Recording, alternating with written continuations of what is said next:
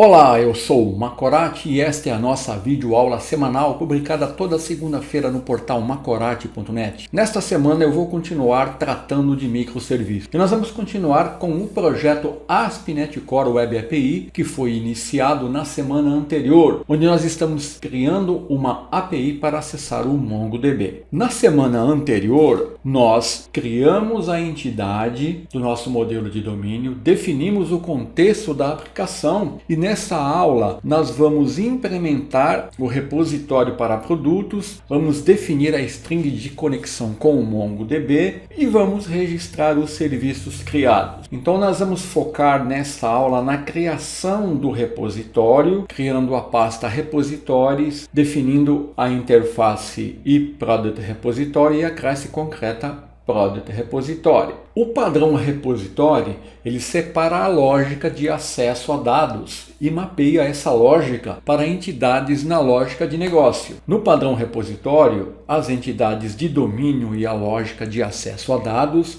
se comunicam usando interfaces. E isso esconde os detalhes do acesso a dados da camada de negócio. É por isso que nós vamos definir uma interface e produto repository com um contrato que expressa os serviços que a nossa API vai expor. E a seguir, nós vamos implementar os serviços em uma classe concreta, Product Repository. Embora não seja uma unanimidade, você pode usar o padrão repositório para desacoplar o modelo de domínio do código de acesso a dados. Então nós podemos dizer que o repositório ele é um serviço do domínio que abstrai a camada de persistência da sua aplicação e atua como uma API para os serviços da aplicação, no nosso caso, os controladores. Outro detalhe é que vamos implementar um repositório específico e não um repositório genérico, mesmo porque neste exemplo, eu estou trabalhando apenas com uma entidade. Mas usar métodos genéricos em um repositório faz com que ele atue como um proxy do ORM. E além disso, nós temos que pensar que um repositório é parte de um domínio que está sendo modelado. E um domínio não é genérico. Por isso, nós vamos implementar um repositório específico. Então eu vou abrir o nosso projeto no Visual Studio 2019 com a nossa Web API que foi criada aqui na ASP.NET Core 5.0.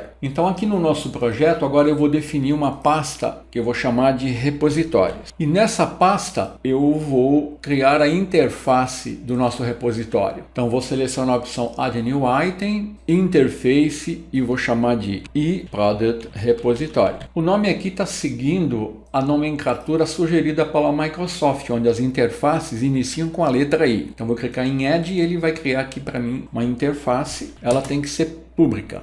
Então aqui eu vou definir um contrato que vai representar os serviços que eu quero que a nossa API exponha. No nosso caso aqui, eu vou fazer a implementação de um repositório assíncrono. Então para isso, eu vou usar a classe Task, que representa uma operação assíncrona. Então eu vou ter métodos aqui para retornar produtos, retornar um produto pelo ID, retornar um produto pelo nome, retornar uma relação de produtos pela categoria, criar um produto, atualizar um produto e deletar um produto. Então eu vou definir esses métodos agora. Então aqui no meu repositório eu tenho que incluir referência à minha entidade e dessa forma, olha, eu estou usando em todos os métodos a classe task, significando que a implementação desses métodos vai ser feita de forma assíncrona. Então get produtos retorna uma lista de objetos produto. Get produto, onde eu estou passando um ID, vai retornar um produto pelo ID. Get product by name,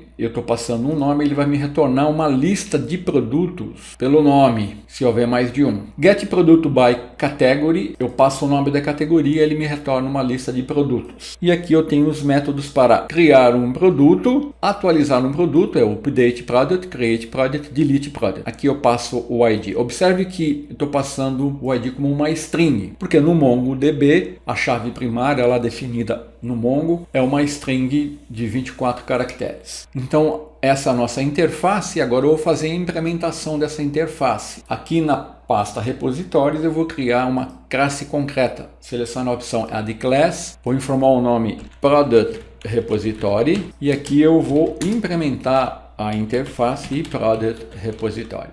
Aqui eu vou criar um construtor e nesse construtor eu vou injetar o nosso contexto. Isso é possível porque eu estou usando aqui o container de injeção de dependência da ASP.NET Core. Eu não registrei os serviços do contexto ainda, mas eu vou registrar. Então eu vou criar aqui uma variável do tipo do meu contexto, que eu estou chamando que é a interface eProduct eCatalog Context, né? Então eu tenho que incluir uma referência ao meu contexto, ó, que foi definida aqui em data.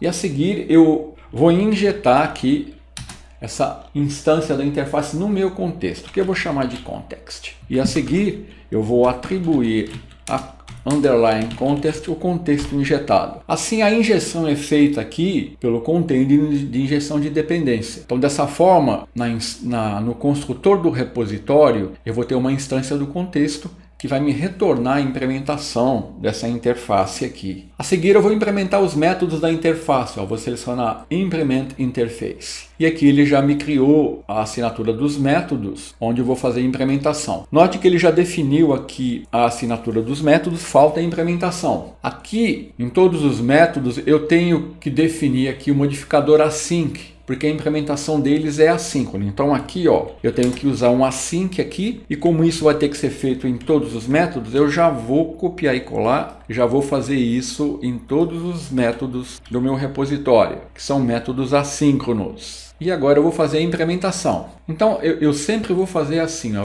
eu vou fazer a implementação de um método aqui, eu vou usar uma instância do meu contexto, vou acessar aqui os produtos, é representado aqui pela coleção products, e aqui como eu estou criando, eu vou usar o método insert one, e ele tem que ser um método assíncrono, insert one async. Eu tenho duas possibilidades aqui, e aqui eu vou passar o product que eu estou recebendo. Então eu vou receber um objeto product e eu vou usar a instância do meu contexto, acessar a coleção lá do Mongo e inserir o produto. Vou usar o método insert. Aqui ele está reclamando que eu preciso definir o await, que toda vez que eu uso async eu tenho que usar o await. Então essa lógica eu vou usar em todos os métodos. Então eu vou fazer agora a definição dos métodos, copiando e colando os métodos aqui. Aqui no delete, olha, eu estou passando o ID. Então eu tenho que usar alguns recursos do Mongo aqui, ó, para filtrar o produto e deletar o produto. E eu estou retornando aqui um bool se isso foi verdadeiro ou falso. Aqui eu vou passar um ID e vou retornar um produto. Então aqui eu estou usando o meu contexto, acessando a coleção, procurando